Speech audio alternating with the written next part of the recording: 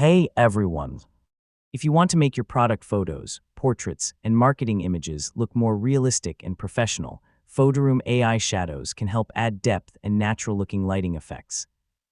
In this video, I'll show you how to use Photoroom AI Shadows from start to finish in 2026. First, open the Photoroom app or visit the Photoroom website and sign in to your account. If you're new to the platform, create a free account and access the editor. Once you're logged in, start a new project and upload the image you want to edit.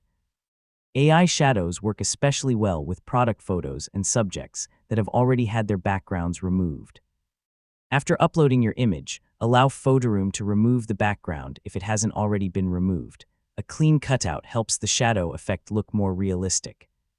Once you've selected a style, Photoroom will automatically generate a shadow based on the subject's position, shape, and lighting.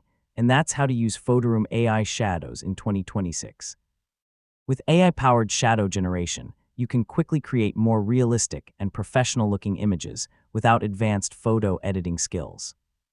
Thanks for watching, and I'll see you in the next tutorial.